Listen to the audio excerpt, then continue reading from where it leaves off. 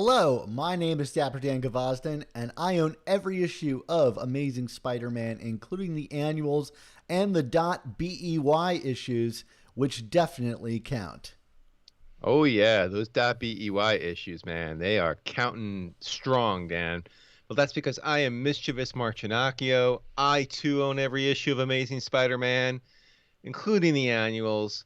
But unlike the .BEY and even the .HUs and on the dot whatevers, those annuals don't count, Dan. We gotta hold the line and set some standards here, and that is my standard.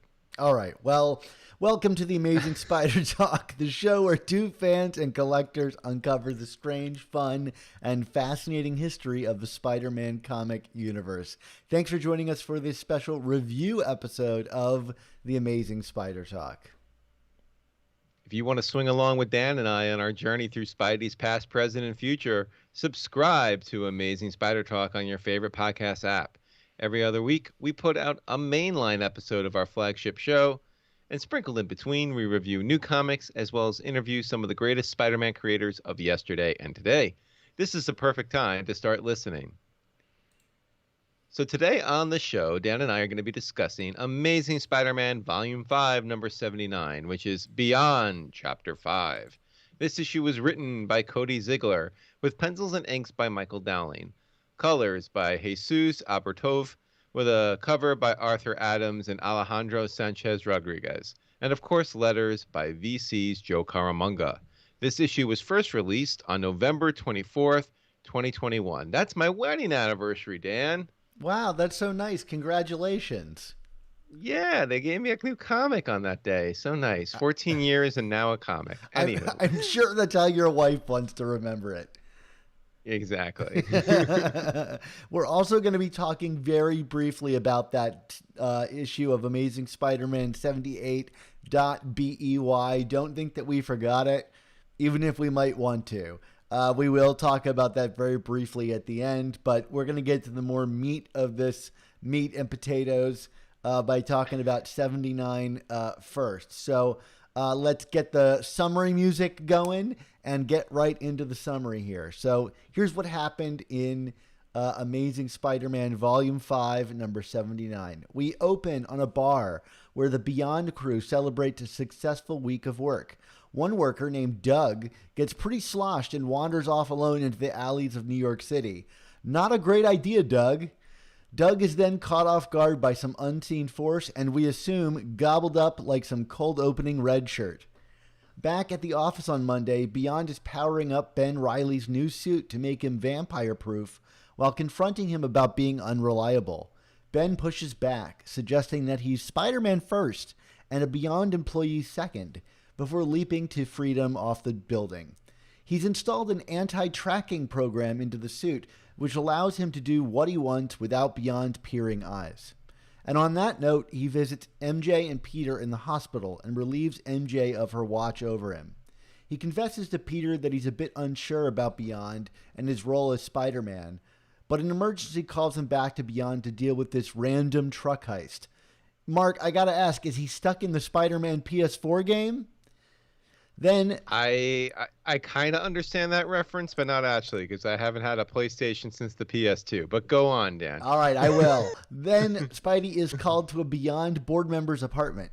The board member is in trouble and calling out for help. But is it actually? No, it is actually all a front for Kraven, who is trying to trap this new corporate Spider-Man. They tussle and Ben tries to escape, but as he's jumping out of the building, he's poisoned by Kraven and begins to have hallucinations of the world morphing before his eyes and all kinds of craziness. And Kraven looks like a god. And I got to admit, Mark, I'm pretty excited for the next issue because it promises some wacky visuals. So that's all the stuff that happens in Amazing Spider-Man Volume 5, number 79. Mark, we're getting this new creative team. You know, we're getting these every couple of issues or so. Cody Ziglar and Michael Douglas. What did you think of this new creative team? Yeah, I felt like tonally this story felt more aligned with that very first arc that we got from Zeb Wells and was that was Gleason, right, on art? I'm now forgetting. Yes, it's Patrick Gleason. Yeah, I mean, not saying. I mean, Gleason's art is another orbit right now, which is no disrespect to Michael Douglas, but I felt, certainly in terms of the script and the pacing. I mean, like I felt like we got a little more of a confidence in Ben as a character, although, and we'll get into that in a little bit. But like, not that I didn't like the second arc, but I definitely felt it was kind of a step back from some of the fun and humor that we got in the first, and I was happy to see Cody kind of rekindle that a bit here. I mean, what was your takeaways in terms of the creative team? Yeah, I feel very similarly. I feel like of the three writers, this Ben is the most recognizable to me as like Ben Reilly, at least in terms of his voice and like confidence. And we'll talk about the characterization of him in a little bit, but that to me was kind of the main draw to this issue. I still kind of feel like the plotting is a bit all over the place.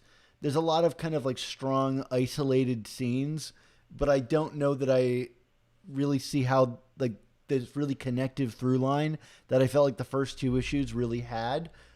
There's this kind of subplot, if you will, about like Ben becoming like doubtful about his relationship to Beyond, but I don't really see how that connects to Kraven in any way. So, I feel like we're kind of doing a loose check-in, kind of like we were getting in the past two issues. But the kind of inclusion of that subplot feels a little bit stronger than like how that connects to Morbius. So I'm interested to see how this plays out with Kraven. But I will say, like right now, these two kind of arcs, this one and the previous one, still feel kind of random with the villain that's included. It almost feels like the villain seems like a reason to have some kind of action going on that's completely independent of what's going on in the Beyond stuff. And to say that, it actually feels very much like classic Spider-Man, because that's how a lot of those issues were. You'd get your dramatics with the supporting cast, and then a villain that feels completely tangential to that. But the best Spider-Man comics to me, and I thought the first two issues of this series managed to find some connection between like how they were using the villain plot and the subplots. And this one to me feels similarly like kind of disparate. Did you feel that way? Yeah, I think for me, it's almost like we're still not. It still doesn't totally feel like organic Spidey, if that makes sense. It's like, it feels very locked into some kind of, I don't want to call it a system, but it's like, yeah, like, here's Ben's check in with Horizon, and not Horizon, with Beyond. Here's our check in with Peter, and here's the villain, and it's not, like it's not organically flowing from scene to scene yet. Like you said, there is definitely some promising stuff, promising individual scenes, and there's also like, I think as in general, like I'm having fun reading these, and like I'm not feeling like I'm getting too caught up in trying to play games with the writer in terms of where they're trying to lead us. So that's kind of refreshing after what we were getting a steady diet of preceding this, but like it's not organically flowing yet, and that's, I think, that my biggest criticism of what Beyond has introduced us. And I don't know if that's a reflection of the different creative teams, but frankly, Brand New Day didn't have that issue. I mean, it's not, it just doesn't feel like it's getting stitched together yet. Is that kind of what you're getting at? Yeah, I think that's right. I mean, I was actually going to say, like, I think early Brand New Day kind of had that issue. You'd have like it Yeah. was like, you'd have Dan Slott was doing something with like Mr. Negative, and then it felt a lot kind of more random, and eventually you've got these subplots that really figured out how to work their way through multiple different creative teams, and culminating in something like Craven's Grim Hunt. Like that to me was like, Yeah. oh, we Yeah. And really the figured gauntlet out and how to all do that. this. Yeah, the gauntlet and all that. Yeah. Yeah. Um, So, like I said, I'm still really enjoying it, but it does feel manufactured, like you said, right? Even the Beyond element, I'm like still like I don't know how this company is involved in Spider-Man all of a sudden. I will say that I'm going back and reading Next Wave Agents of Hate to kind of get brushed up on my Beyond, and in that series, they're like a straight up terrorist organization. The Beyond Corporation. And I know that people have argued that Next Wave Agents of Hate isn't in Marvel 616 canon because it's really silly and does all these crazy things. But I don't know. The way this is written, it kind of almost expects that that Beyond is an organization that has existed prior to this, I guess. I guess I just still am feeling a little dubious about like how that element has been injected into. I mean, like you said, it feels artificial as like natural Spider-Man storytelling, and it is artificial. Like we literally kind of like as good as Zeb Wells' writing was, it was a weird sidestep for 19 issues, and it will continue to be. So I'm wondering if like how long I'm going to have this feeling of this just doesn't feel like it's in the natural flow of things. Or if that's just an issue to issue basis kind of thing.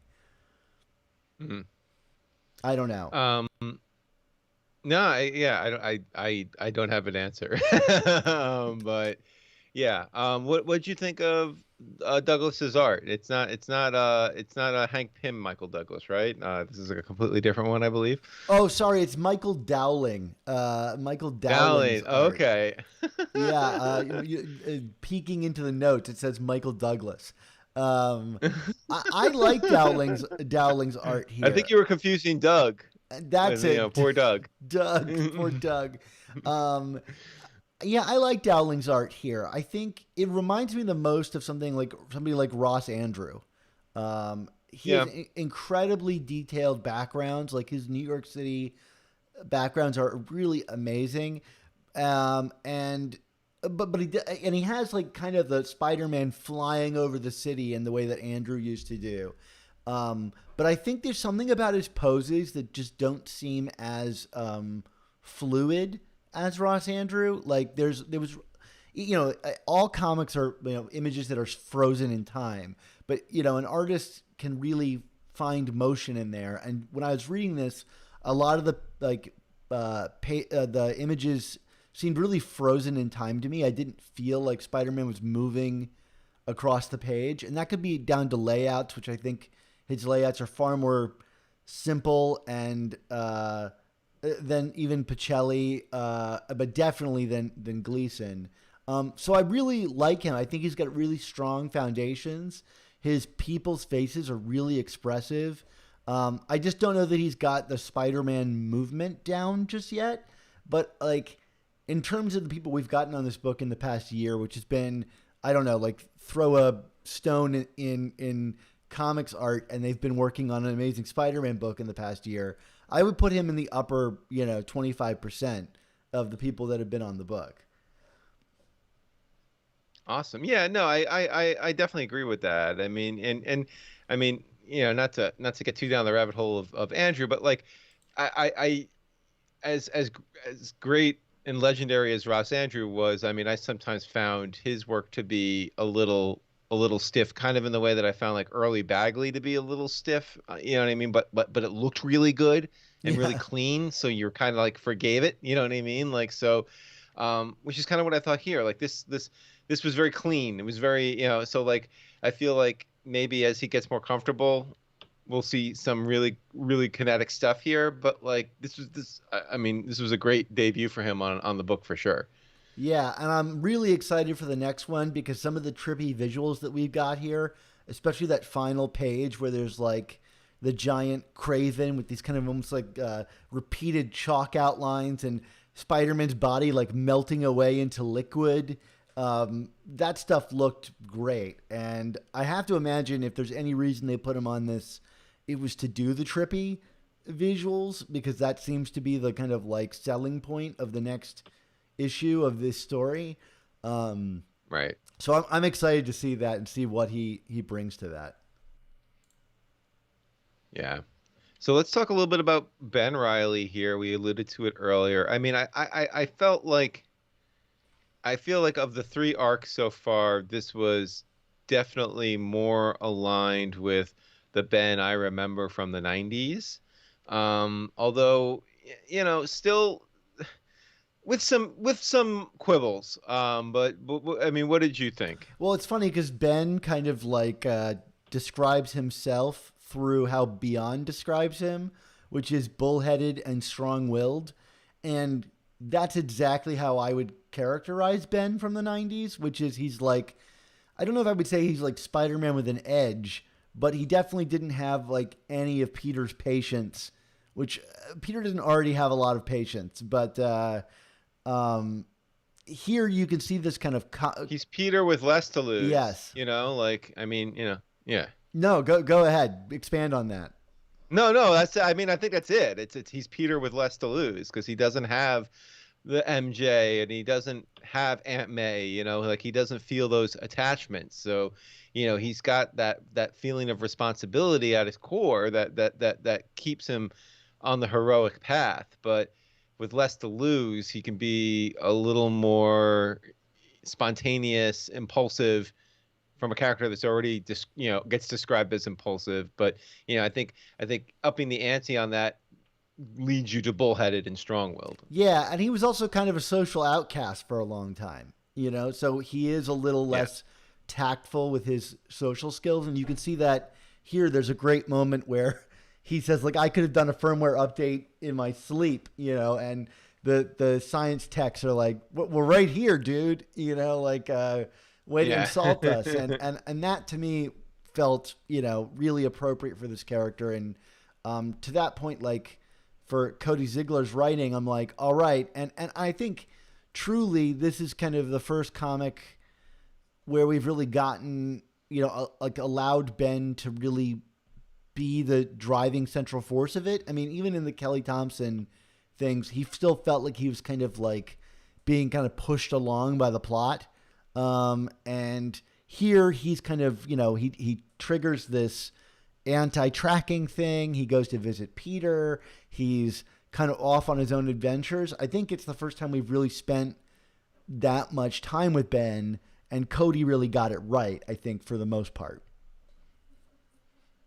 Yeah, I mean, I think the overarching criticism that I would have here is like, and part of this is even in how Ben, I think, kind of comes across himself, but also the larger just the characterization of this whole Beyond arc. It's like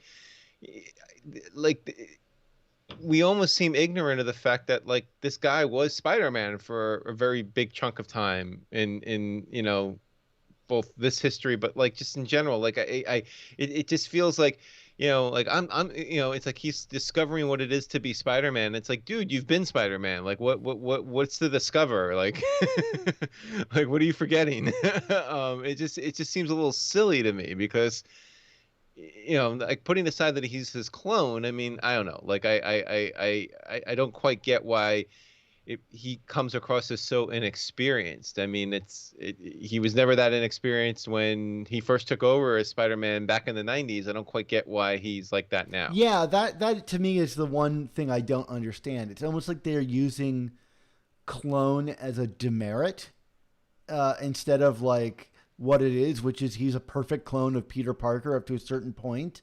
But then he had adventures on his own, which made him a different Spider-Man, but not one, I think, really any less suited to it. I mean, he's not gone on the grand adventures that Peter has gone on, if only because there aren't as many comics published about him, and he was dead for a long period of time. But, they don't really, I mean, if that's the road they want to go down, which is like you were dead for 20 years or whatever, however long it is in the Marvel sliding timeline, that doesn't seem to be the avenue that they're going down. The way that I'm reading it is they're kind of like, this guy wasn't ever allowed to be Spider-Man, but only through Beyond can he fulfill his, dreams of being Spider-Man for real. And with their support, he can really step up to the plate. And it's like, I don't really, like, if that's the case, they need to tell us why he feels so inadequate. Yeah. Yeah, which I mean, we'll get to that when we talk a little later about Beyond, but I think that's the other thing just kind of holding this run down right now is like, there is a key plot point that's trying to tie this narrative together that they're not giving us all of the details on, and it's hard to tell if that's by design or if that's just by poor storytelling. You know what I mean? Like, I guess we got to wait a little longer to see if it's by design, but like I don't know, like because I don't also feel like they're really trying to establish a mystery angle here of some sort. I think they're just neglecting to tell us something. Well, that's it. I mean, it could be that whole mystery box thing again. You know, the J.J. Abrams of it Right. all. I don't feel like. I mean, I know that this has a definitive end, so it's like which is maybe part of the promise. You know, like no better way to get me on board your book than to tell me it will be over in a certain number of issues. Yeah. Right. But, Yeah. yeah, I don't know. I mean, because like even then in here we're getting like Ben. Like I love that he uses Peter as like a ethical sounding board. Like I think that's great. Like that's a great motif. Even if Peter is just like laying there, like suffering through these questions. Right. But like that's a great way of doing the kind of like swinging around New York, asking questions of yourself to literally be asking questions of yourself.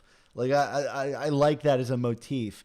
But he's asking here like he's saying I'm not asking anymore who is Spider-Man, but what is Spider-Man? And it's like, okay, that's a good question, and I'm glad that we're getting to that, but I don't know that the series has earned that profundity yet, because we're not seeing how those questions have arisen for Ben, or arisen for Ben rather. So Yeah. there is something missing, even if it is still enjoyable. I think that's a fair point. Why don't I talk about the Slack for a bit here, Yeah, Dan? go off, Mark. All right. So hundreds like you hang out in our community of Spider-Man fans on Slack. The amazing Spider Slack community is absolutely free to join, and you can jump into active conversations with awesome people about collecting, conventions, movies, new comics, old comics, and more. Yeah, I'm there all the time. This week we were talking about all kinds of new things. I mean, there's the new Hawkeye series that we've been discussing. Mark, I hear you've been digging this Hawkeye show. Yeah, I mean, I watched the first two episodes on Wednesday night, and it was another anniversary gift to my wife and I, new Disney Plus show. And I don't know. I mean, like, of course, I love the source material, but I was happy with that so far through two episodes.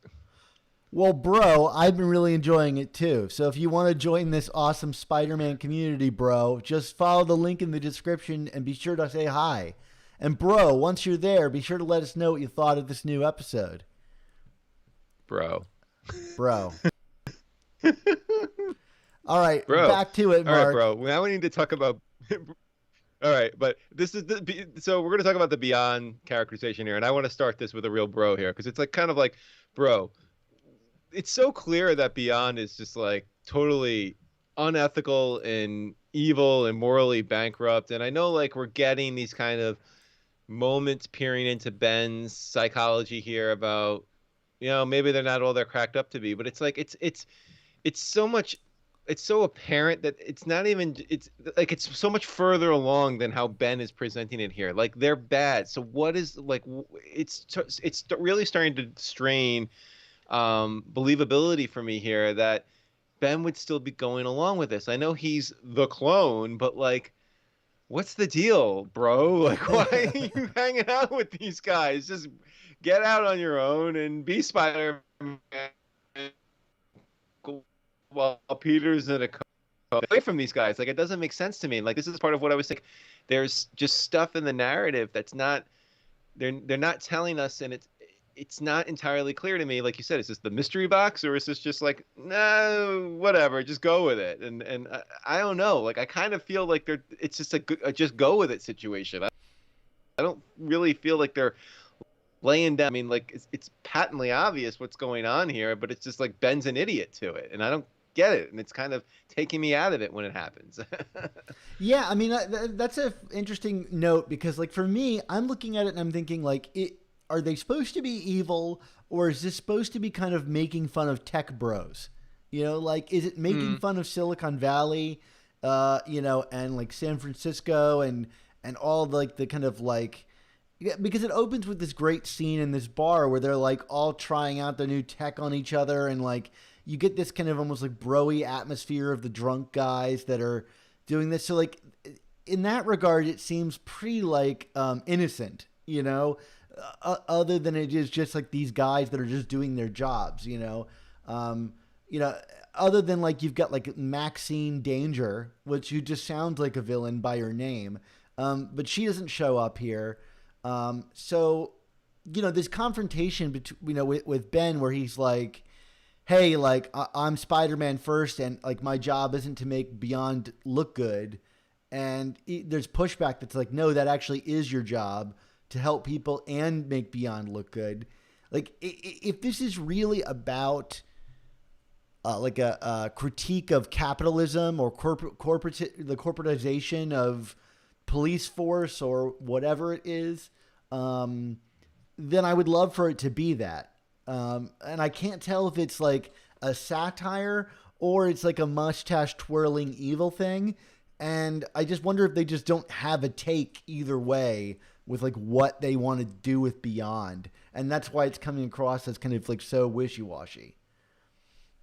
I guess, but like, you know, and I know we're only going to be talking briefly about it later, but then like you go to like the Dot Beyond issue and you know the stuff with Misty Knight and Colleen and Captain Marvel or not Captain Monica Rambeau, and you're just kind of like, I mean, you know, to me that's more apparent that like, you know, that they know something is up. They're trying to keep, you know, they're trying to keep MacGuffins away from Beyond, and you're just kind of like, you know, yeah, because they're clearly messed up, you know, like these are not great people here. So I don't know, like that's to me like I said, they're giving us the clues, but they're not, you know, they seem to be withholding why Ben seems to be so feel, you know, why the bullheaded and or whatever a strong-willed person feels compelled to keep going with them. You know, that's kind of that doesn't match for me.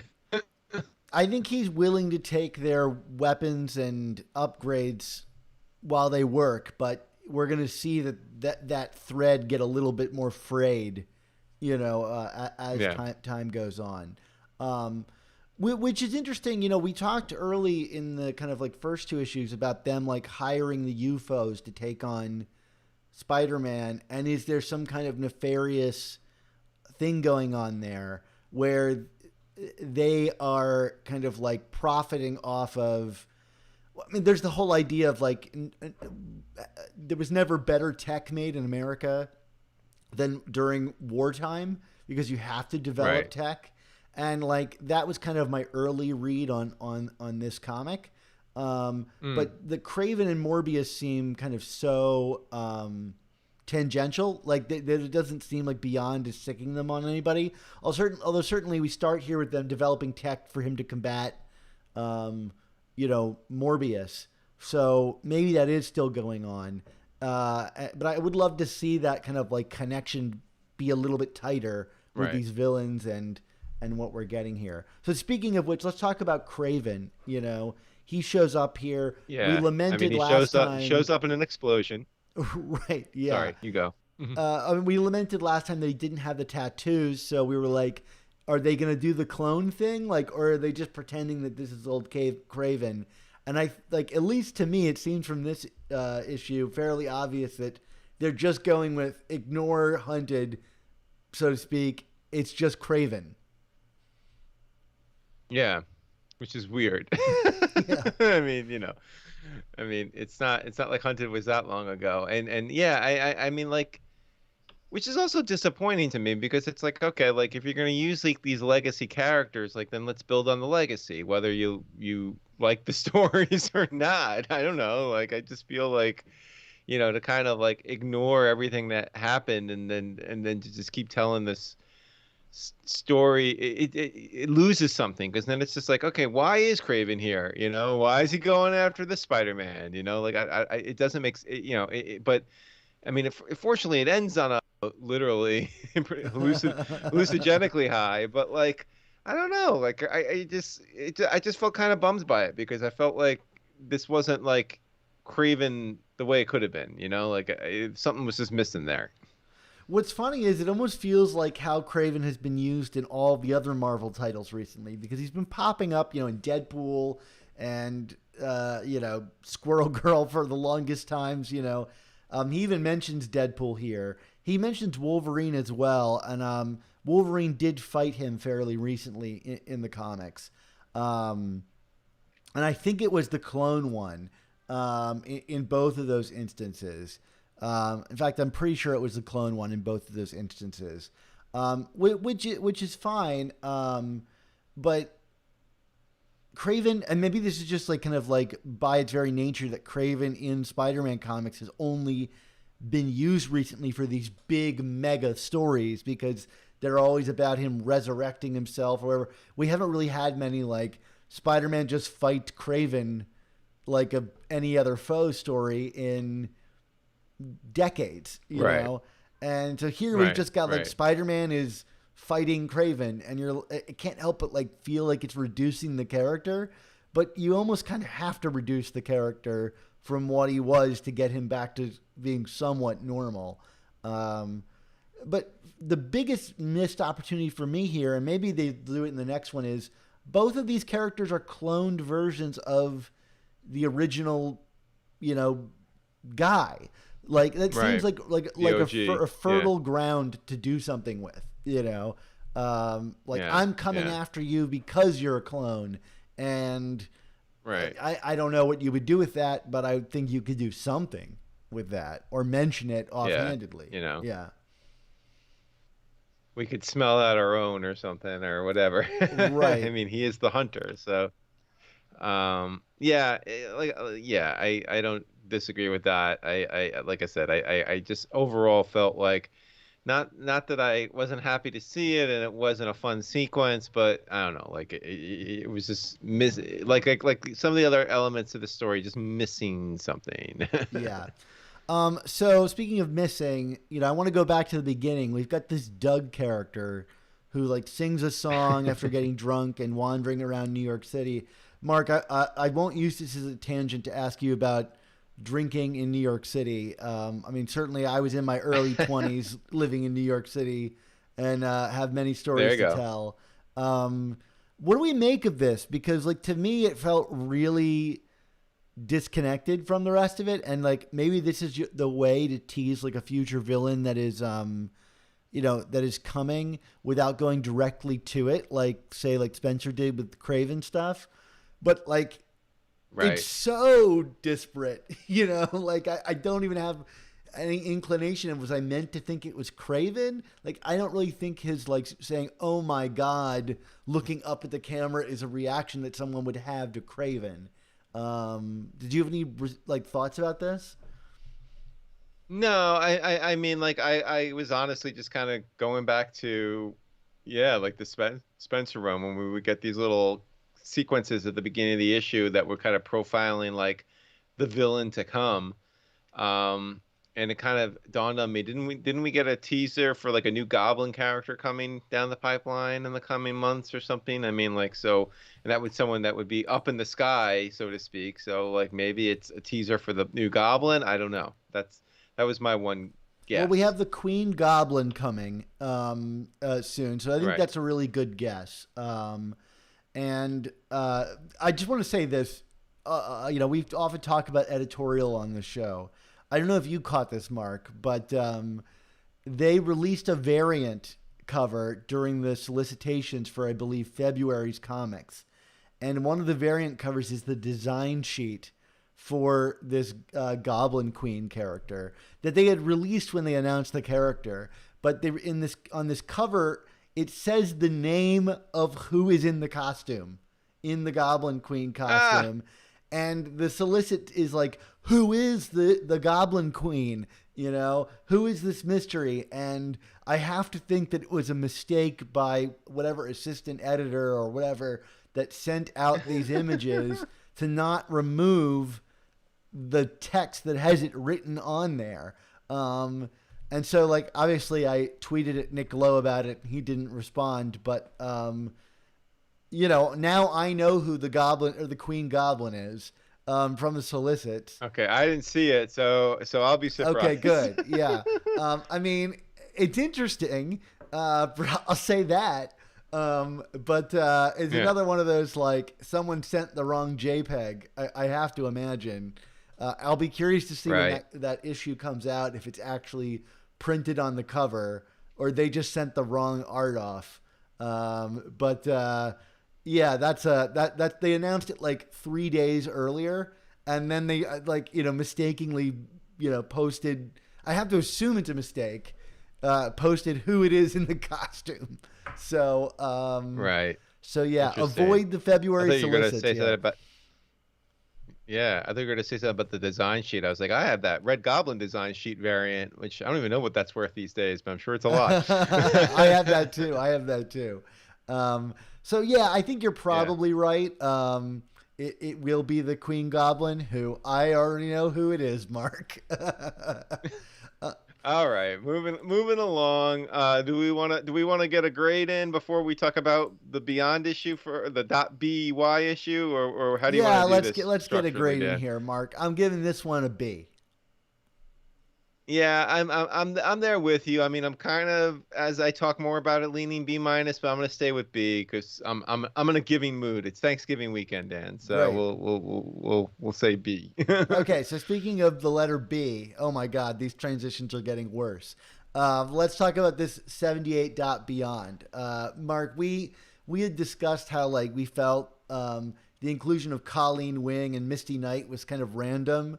And I think I said it to you off podcast or on podcast. I was like, yes, but Jed MacKay is a great writer. So maybe he's got a great story that he wants to tell, and they're going to make it work just because they got this solid one shot sitting in them there. It has since come out that they are doing a Misty Knight, Colleen Wing series or a mini series. So my thoughts about that are now dashed to the wind because they are just advertising this other thing. But did Jed MacKay, a writer who I've really enjoyed on Moon Knight and Black Widow and a bunch of other titles, he's one of Marvel's hot new guys. Did he make a splash? Is he going to be worthy of taking on the Amazing title? Mark, your thoughts? I mean, I don't know if we can cast a judgment on Jed MacKay from this one issue, but fair. I mean, no. I mean, this was pretty forgettable. I think it was forgettable, but it was also exactly what I expected it to be, which was just kind of like a massive sidebar that had really nothing to do with. I shouldn't say had nothing to do with the main arc, but it's all just very loose and feels kind of ham-fisted, and like you said, we're trying to push these two characters for other means, and whatever. They got my $3.99. Congratulations. I don't know what else to say about it. I mean, I didn't hate it, but it's literally going back in the bag, and I will probably not be revisiting this issue anytime soon in any kind of meaningful way. Yeah, it's funny because I don't feel like, as much as we like to beat up on the point ones, which is what I'm going to call this, because it is similar to the .HUs and the point ones of the world. I don't feel like we've had one this inconsequential in quite a while. Whether that just be the weird publishing choices of the Spider Office that has spun off the main title for an essential parts of the main title into these point one issues, largely through the Spencer run. But I don't feel like they've been this inconsequential. The last one that I truly felt like this was maybe I think we had a Deadpool one that was kind of random. And then there was the Venom one back in the day that launched the Venom series, the Rick Remender Venom series. But even those were really kind of fun Spider-Man-y characters. This one to me feels really cynical maybe like the most cynical point one that I've read. Just meaning like they're just there to get your money and get you to pick up another series because they want to sell you comic books. Like, I don't know, Mark, am I being too harsh on this? No, I don't think so. I mean, this was clearly a marketing ploy to do something else. I mean, like it was not it didn't read like a Spider-Man comic in any kind of meaningful way. I mean, the connections are pretty loose, but whatever. Like I said, they got my $3.99, so congratulations. Apparently I had to ask for the special too. That's just to add salt in the wound. Like when I went to I was like, "Oh, is that part of my ASM sub?" And they're like, "Oh, no, that's it's like that those annuals, Dan. It's like that's a separate catalog, so we have to put that one in special." I'm like, "Oh, well, it's special, all right." I got the same rap from them. I'm like, look, I'm the Spider-Man guy. You know me personally. Like, I don't Right. really think that I need to add these things on there. But you never know when something's introduced in one of these things that goes on to become like a major element, to the Right. ongoing story. So I don't think that's going to be the case here. I mean, like the content of the issue was fine, like I think I'm used to Jed McKay writing a little more intriguing of a story than this. This just felt Right. like kind of like a perfunctory, Marvel beat 'em up, issue. Right. Jed is, the artwork is fun and snappy and things like that, but just super inconsequential and kind of the definition of like a read it once and put it away, like you said. So I Yeah. don't know if it's even worth a grade, Mark. I would just say skip it if you are thinking about buying it and it's not already an essential part of what you collect. There you go. I'm right there with you. All right, great. Well, hey everybody, if you find this show entertaining and valuable, please consider supporting us. Recommend Amazing Spider Talk to a friend. That would be so helpful. And, if you're really able, become a member on our Patreon. Yeah, we can only bring you this content with the support of our Patreon members, and we owe the show's success to every single one of them. We are constantly making exclusive content for our members. Yeah, so why not take $3.99, the price of a new comic, and even a point one comic, which I think maybe was $4.99? Was this Ah, issue oof. $4.99? Yeah, it was extra pages, so it probably was. There you go. Well, so then less than that you paid for that point one issue and put it towards a month subscription to support our show and start receiving our Patreon content. That way you'll hear all these Patreon exclusive review podcasts on every new issue of Amazing Spider-Man the same week they come out instead of waiting for them to arrive in our public podcast feed 3 months later. Yeah, and if you contribute $10 a month, you gain access to exclusive artwork from famous Spider-Man artists commissioned exclusively for our members. This season, we'll be mailing out a print by artist Ron Frenz. He's created a lost page of the kid who collects Spider-Man for us, which was inked by Brett Breeding, and it depicts Tim and Spidey sharing laughs over Tim's Spider-Man comic collection. Plus, every episode, we release a new episode-specific desktop background created for us by artist Nick Cagnetti for our patrons to enjoy. But we know this is a hard time for everybody, as it is for us too, so we appreciate anyone who supports the show just by listening and sharing it with your friends. But if you do have the means, please join our Patreon to support the continued existence of our show. Just follow the link in the description. And again, a thank you to all the members who already make our show possible. But alas, it is that time for all good things to come to an end. So we want to say thank you to you, the listeners and viewers, for tuning in to this episode of The Amazing Spider Talk. Yeah, this episode was edited by Rick Koch with production support from Andy Myers. Our artwork comes handcrafted by artists Ron Frenz, Sal Buscema, and Ray Sumser. Our theme songs were produced by Rylan Bojack, Tony Thaxton, and Spider Madge. And again, a reminder that this episode was originally released on Patreon as a live stream hangout with us back when the comic was first released. So, if you'd like to help support our show's continued existence and these reviews while joining us on the live stream, why not head on over to our Patreon and sign up?